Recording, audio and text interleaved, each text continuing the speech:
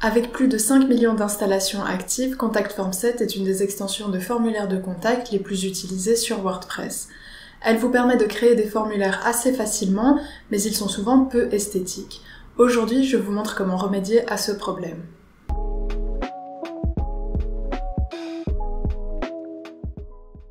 Bonjour, c'est Nora et sur cette chaîne, je vous aide à optimiser votre site WordPress. Dans cette vidéo, je vais personnaliser un formulaire Contact Form 7 à l'aide de CSS.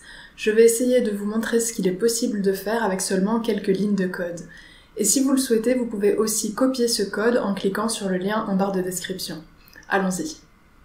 Voilà à quoi ressemble le formulaire Contact Form 7 qu'on va personnaliser et on va le transformer dans ceci. Et ensuite, une fois que vous aurez ajouté ce code, vous pourrez modifier les formes et les couleurs comme vous le souhaitez. Pour ajouter du code CSS, vous devrez soit utiliser l'emplacement dédié de votre thème si il existe, soit vous rendre dans Apparence, Personnaliser, et ici vous aurez plus ou moins d'options en fonction de votre thème, mais vous aurez surtout une case CSS additionnelle, et ici vous pourrez entrer votre code CSS. Si vous avez peu de code, c'est une option viable, mais si vous commencez à avoir de nombreuses lignes de code, je vous recommande plutôt de créer un thème enfant, et je vous ai mis le lien vers mon article en barre de description qui détaille comment créer le thème enfant. Vous y trouverez aussi des ressources CSS pour personnaliser davantage le code et ajouter des choses que je ne vais pas montrer dans ce tutoriel. Et vous y trouverez aussi évidemment le code que vous pouvez copier-coller et ajouter à votre site. Je reviens à mon administration WordPress, j'ai déjà installé et activé Contact Form 7 et j'ai créé un formulaire. Je vais donc me rendre dans Contact, formulaire de contact, et je vais choisir le formulaire que j'ai déjà créé, je clique sur Modifier. Ce formulaire est presque identique au formulaire par défaut de Contact Form 7, mais j'ai déjà commencé à le personnaliser. La première chose que j'ai faite, c'est dans l'élément HTML label, j'ai ajouté une classe que j'ai appelée SROnly pour Screen Reader Only. Cette classe, je vais l'utiliser pour supprimer visuellement les labels pour tout le monde, sauf pour les utilisateurs qui se servent d'un lecteur d'écran. Et je vais supprimer ces 4 labels, mais pas le dernier, donc je n'ai pas ajouté la classe SROnly à ce dernier label qui est indispensable pour tout le monde. C'est aussi possible dans Contact Form 7 d'ajouter une classe ou une ID à l'élément champ. Pour ça, il suffit, je prends un élément au hasard, au moment où vous créez votre élément, d'ajouter un attribut ID ou un attribut classe. Et donc, cet ID ou cette classe sera ajouté à votre élément et inséré dans le code de votre formulaire. Ensuite, vous pourrez sélectionner votre ID ou votre classe et ajouter des règles CSS à votre code. Pour ma part, je préfère utiliser les classes et éventuellement les ID par défaut de Contact Form 7. Je vais vous montrer comment les trouver, mais sachez que dans l'article que j'ai mentionné en début de tutoriel, vous retrouvez toutes les classes par défaut de Contact Form 7 pour chaque élément. Je vais revenir à mon formulaire qui n'est pas encore personnalisé et je vais inspecter le code. Pour ça, vous pouvez faire un clic droit et choisir Inspecter, ou vous pouvez sur Windows faire CTRL majuscule I, ou F12, ou sur Mac, CTRL Option I. Ici je suis dans Chrome et je vais utiliser les outils pour développeurs de Chrome, mais sachez qu'il existe une version d'outils pour développeurs tout aussi efficace dans Firefox si vous préférez utiliser ce navigateur. Pour inspecter le code, je peux soit survoler les éléments de ma page qui sont mis en évidence sur ma page, soit cliquer sur la petite flèche et sélectionner en survolant un élément précis.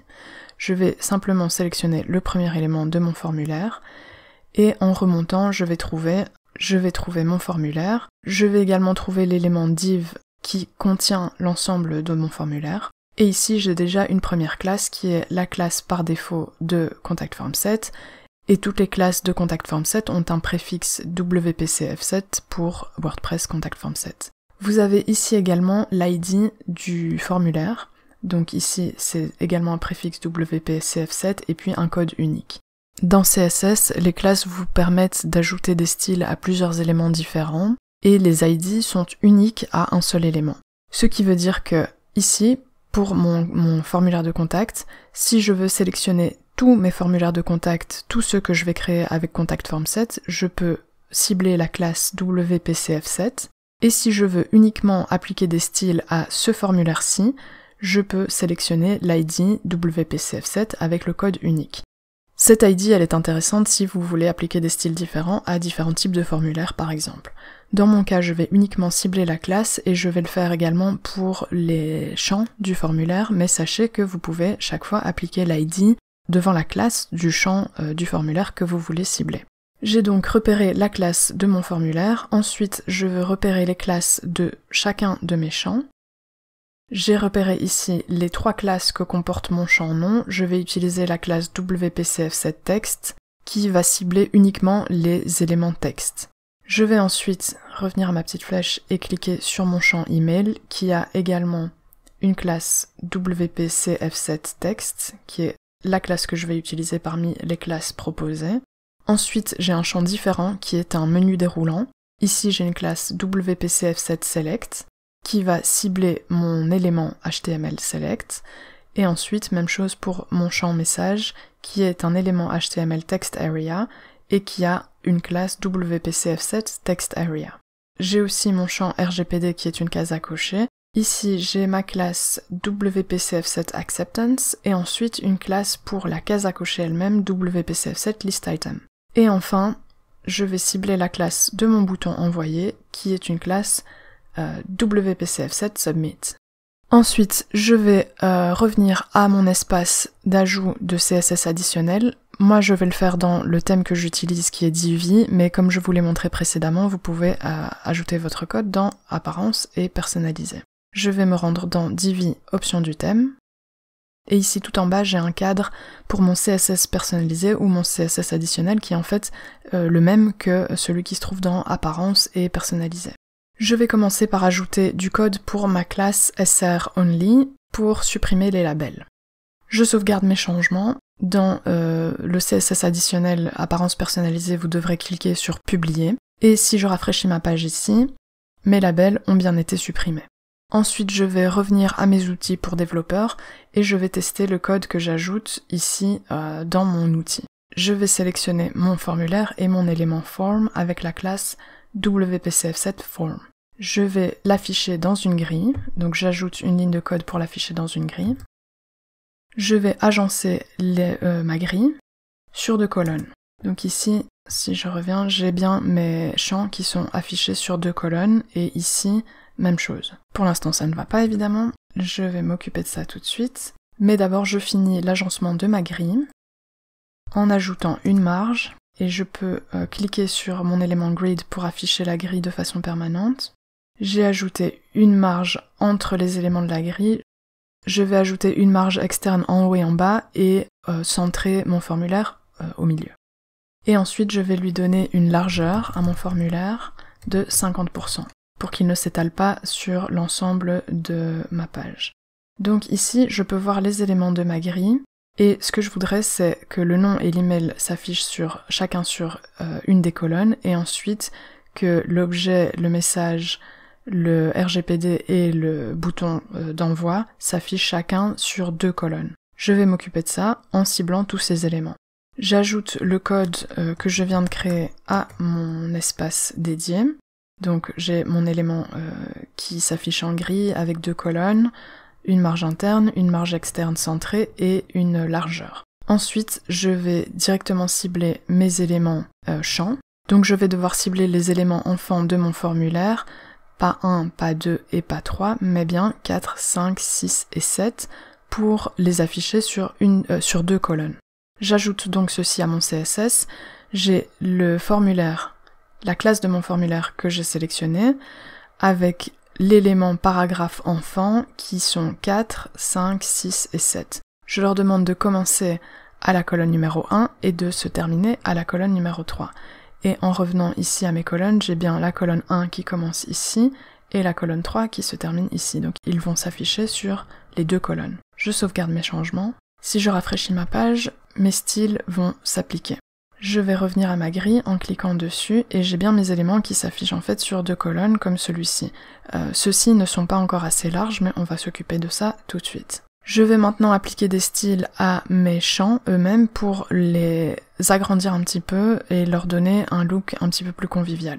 Pour ça, je vais sélectionner mes 4 champs avec les classes WPCF7Text pour le nom et l'email, WPCF7Select et WPCF7TextArea. Je vais donc copier mon code ici, j'ai bien mes 3 sélecteurs, je leur donne une marge interne, je change la forme des angles, ici ce sont des angles très pointus et je vais leur donner un bord arrondi de 3 pixels. Je vais leur donner une largeur de 100% pour qu'ils s'étalent sur les 2 colonnes pour ceux qui doivent s'étaler sur 2 colonnes. Je leur donne également un contour avec une couleur ici que vous pourrez changer pour ajuster votre couleur. Je leur donne une couleur d'arrière-plan, une taille de texte et une couleur de texte.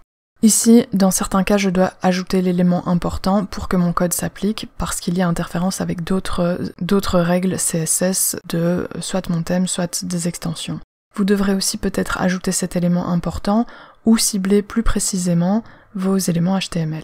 Je sauvegarde mes changements et en rafraîchissant ma page, mes champs cases s'alignent correctement, j'ai changé la taille du texte, la couleur d'arrière-plan et j'ai ajouté une bordure avec des bords un peu plus arrondis. Ça commence à ressembler à quelque chose qui me plaît. Ici pour moi il y a trop d'espace donc je vais enlever l'espace.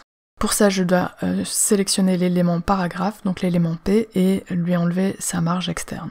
Je vais donc ajouter la ligne de code. Tous les éléments paragraphes de mon formulaire auront une marge interne, j'ai dit externe, pardon, je voulais dire marge interne de 0. Mon espace a été réduit, ça me convient davantage. Je vais m'occuper de l'espace qui se trouve ici, en le supprimant aussi. C'était donc ma classe WPCF7Acceptance et WPCF7ListItem. Je vais copier ma règle ici. WPCF7Acceptance, WPCF7ListItem, la marge externe à gauche est à 0 pixel. Je sauvegarde mes changements, je rafraîchis et je constate que tout est bien aligné. Ensuite, je vais m'occuper de mon bouton envoyer. Je vais commencer par le centrer, lui donner aussi une marge interne comme je l'ai fait pour les champs. Je vais lui donner une couleur, je vais lui enlever sa bordure ici, et je vais changer la couleur et la taille du texte. J'ajoute donc une règle ici, je sélectionne mon élément WPCF7Submit, je lui ai donné une couleur d'arrière-plan, une couleur de texte, une marge interne, une largeur, une taille de texte, une épaisseur de texte, des angles arrondis, j'ai supprimé sa bordure. J'ajoute ici une transition parce que je vais changer la couleur d'arrière-plan en survol et je voudrais que la transition entre ces deux couleurs soit élégante. Et j'ajoute également une marge. Je sauvegarde. Et mon bouton a bien sa couleur, les styles ont été appliqués. Maintenant je vais lui ajouter la couleur en survol et je voudrais que ma flèche soit une petite main quand je survole ce bouton. Je trouve que c'est visuellement plus facile pour un utilisateur ou une utilisatrice d'avoir une petite main qui s'affiche ici. De cette manière, on sait qu'on doit cliquer.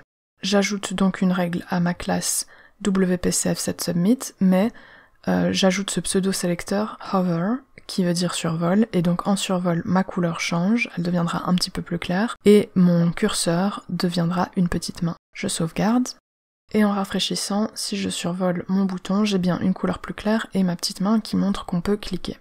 Mon formulaire ressemble maintenant à ce que je vous ai montré en début de tutoriel. Il me reste une dernière chose à faire, je vais réouvrir mes outils pour développeurs et ici vous avez une petite icône d'appareils différents. Si je clique dessus, je peux ajuster ma fenêtre pour différentes tailles d'écran. Et vous allez voir que si je réduis mon formulaire pour un écran mobile, j'ai un petit problème. Je vais agrandir la taille de mon formulaire et je vais faire en sorte que mes deux premiers champs nom et email s'affichent sur une seule colonne pour des tailles d'écran plus petites. Pour ça, je dois ajouter ce qu'on appelle des media queries et je vais le faire pour deux tailles d'écran différentes. Je vais donc ajouter mes media queries. En temps normal, mon formulaire a une largeur de 50% et sur des écrans de 800 pixels ou plus petits, je voudrais qu'il ait une largeur de 85%.